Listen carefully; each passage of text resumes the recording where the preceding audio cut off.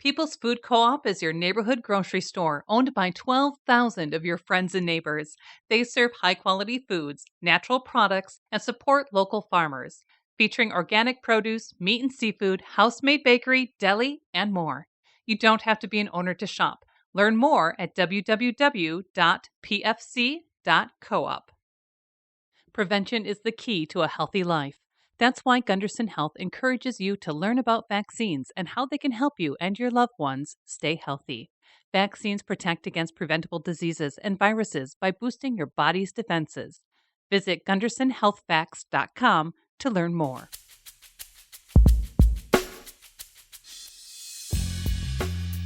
We connected with Chris Barton and Ben Skinner of Paulin's Provisions. We got into the mustards and marmalades of this startup. What's coming up for these guys? How can people pick it up? And more. Listen to our podcast at lacrosselocal.com or your preferred podcast app. I'm Amy. And I'm Brent. And this is Lacrosse Local. My name's Chris Barton. I'm born and raised here in La Crosse, Wisconsin, but I've spent the last 10, 11 years out in Seattle, which is where I really kind of got my chops in the restaurant industry. So we're both old school restaurant guys who've been working in restaurants for 20 years, started dishwashing. So it's been a long passion. Yeah. And my biography is pretty much the exact same as Chris's. We've known each other since we were kids, and we moved to Minneapolis together, Seattle together. And then we diverged when we went to Seattle. I used to be a cook as well, but started to learn the front of the house when I got to Seattle. So that's kind of more my background. So what's the origin story for the new business? I know I've seen you around in the stores, also just online and social media. What was the kind of reasoning for kicking this off? Our background, our passions. COVID has a lot to do with it. So. Yeah, it does. I mean, again, Chris and I, we've known each other a long time. We've cooked together a long time. We're really good friends. Always wanted to do our own thing. When the pandemic did start, Chris got furloughed from the restaurant he was working for, and then decided to come work for the company I was working for, which was called E.408 Foods. We pitched a shelf-stable provisions kind of program to them. Mm. And so that was the first time either of us had done it in kind of we had been canning and jarring stuff on our days off and for many years, but it was the first time we did it professionally, where we had to encounter regulations, branding, all that kind of stuff. So going through that process was actually fun. We really enjoyed doing it. And, me kind of looking at the business end of it, realizing after we saw the sales and, the cost of goods and everything that went into it, it seemed very attainable for two guys like us with our limited resources to be able to start something up like this on our own. However, we had to leave the Seattle market since it's pretty cost prohibitive to be in Seattle and do that. And also we missed Wisconsin. Yep. So the other thing too is that, so the company is named after my grandpa, Leroy Paulin. So that's kind of a big aspect of why we got into shelf stable in the grocery market, specifically because he owned a little mom and pop grocery store from the 50s to the 80s for about 30 years. And we definitely have dreams of doing something in that market, deli, something like that at our location here down the road. So we kind of wanted to carry on that legacy. Find it interesting talking to a lot of artists and also just new businesses that have sprung up. This podcast started a few months before COVID. Okay. So it's interesting to see the businesses that were actually out of work made people want to just start those businesses they've always had in their mind. Yes. Yeah. It's like they were born out of necessity almost in a way. And I think for sure in this region, I'm starting to see tons of new businesses popping up. A lot of them are super cool. I think there's people, millennials, even some Gen Z are starting to move back into this region. I think a lot of us left for a long period of time. And I'm noticing a lot of people moving back and doing their thing. Yeah. I mean, one of the other things that attracted us back to La Crosse, just, aside from being from here and our families and all that, was we had been keeping an eye on the culinary scene in the area and just kind of felt intuitively that there was something percolating in the culinary scene here. We did want to be a part of it, whatever it was. And now that we're here, we think it's awesome. And we think that we'd love to see some more cohesion in that community, but I feel like it's really early stages and it's just starting to burgeon. I wish I could articulate better what I think is percolating, but it does feel like a scene or movement or something is kind of happening in the Driftless area right now, culinary wise. Well, yeah, I mean, I've met so many people who are doing pop-ups and stuff like that. So a lot of these businesses, I think, are networking, getting to know each other. They're just like, they're helping each other out. Super It's cool it's stuff it's a happening. collaborative situation. Like, yeah, everyone we've met and talked to, again, mostly are kind of like in our age demographic and cohort, but they are all really up for collaborating, putting together pop-ups and all that kind of thing. And so it's really cool to see the cohesion that exists already and kind of like participate. And I think we're going to see more and more and more of that in this region. At least I hope we see more of that in the coming years. Checking out your social medias here and also, your website. It looks like you got an assortment of mustards, marmalades. What else? What are you doing? So right now we started real small. We're starting with just the 2 products. So real small. Just we picked 2 of our basically favorite things we've done in our restaurant careers over the last 20 years. Now we are recipe testing a bunch of stuff right now. So because we're going to be starting farmers markets coming up here, actually Cameron Park this week, and then the Crescent Farmers Market is going to be starting too. So we're basically going to test out a few different pickles for that. If those sell well, then we'll transition those over to shelf stable for the grocery stores. So we're recipe testing dill pickles. We're doing some recipe testing on bread and butter pickles. We're shooting around the idea of another pickled item, asparagus, stilly bean. We haven't really landed on exactly what yet.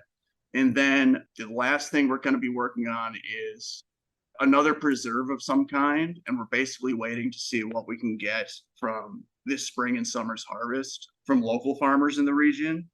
We're basically going to kind of just let that guide us. So whatever we're able to get a lot of that's local, we'll can that for basically the whole year. Even the next couple of years, we'll buy pallets worth of raspberries or strawberries or rhubarb, depending on what we're able to find. Yeah, no, just do a whole like week or 2 of production, getting everything shelf stable, and then that should be hopefully, like Chris said, able to supply us for the next year or 2. But that's the kind of our approach to launching a new product, right? It's about what we can source locally.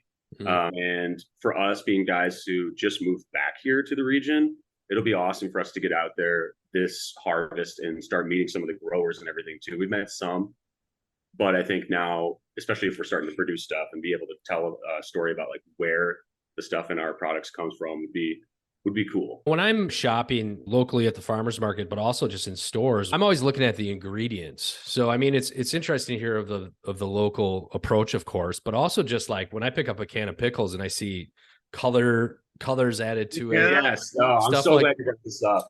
Yeah. It just grosses me out. So it's like I have like one choice, even at a major market in La Crosse here, that I usually pick, and I don't even like the pickle that much. It's just that it doesn't have it doesn't have this like just absorbent amount of chemicals in it. I know, dude. Yeah. So yeah, that's super glad you brought that up. We're in like 20 different stores right now. And from basically Minneapolis as furthest west to Madison furthest east right now. But yeah, we're at Hy-Vee, Woodman's, People's Food Co-op, Larson's General, Free Range Exchange, a bunch of others. It's all on our website. But yeah, the ingredients thing is super, super important. Our labels are super clean intentionally. We have nothing weird and nothing unpronounceable in there. It's not necessary. I mean, companies do that.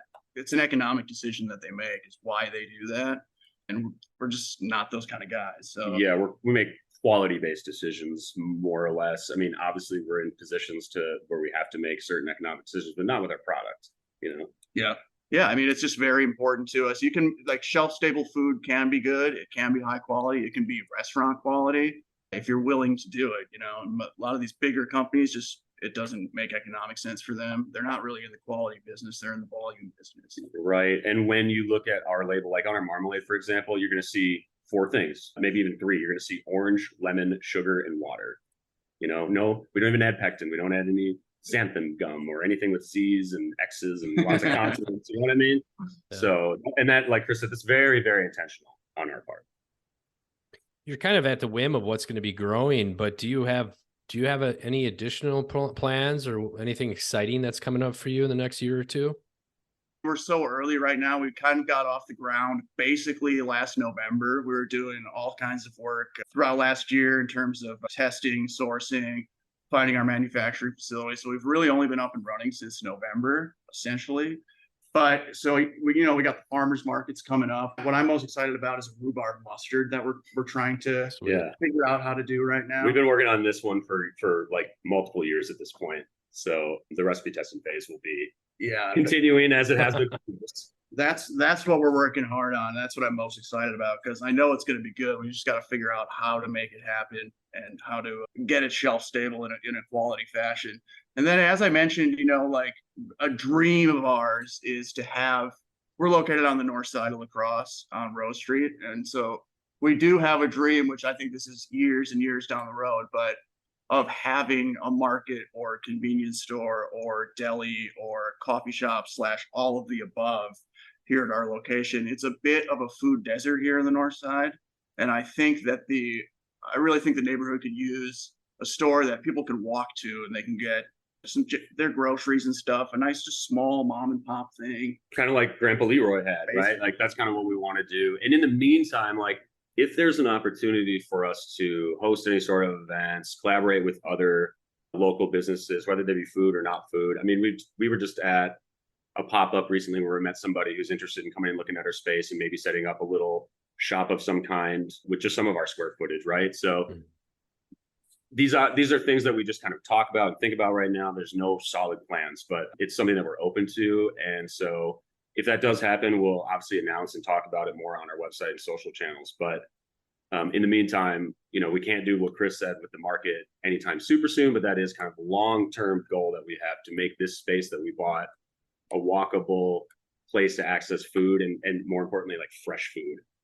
Well, man, it just sounds exciting. It's exciting to talk to small businesses, especially coming out of the pandemic. It's like, it's just exciting to hear what's happening in La Crosse. For people that want to follow along with you, what are you most active on? Should they go to Instagram, Facebook? Yeah, we do primarily Instagram, our Facebook page as well. You could go to paulinsprovisions.com and we do have links to all of our social channels.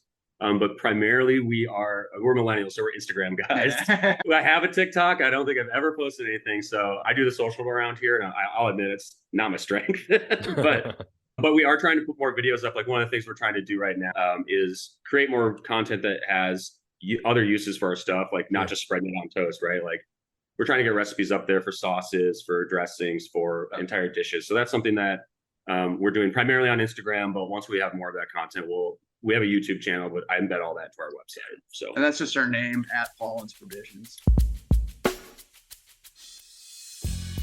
La Crosse Local Podcast is a production of River Travel Media. Do you have an interview idea you'd like to share with us? Message us on Facebook at La Crosse Local. Find out more about us at lacrosselocal.com, and you can subscribe to the La Crosse Local Podcast on your favorite podcast app. If you like us, rate us 5 stars. We appreciate it.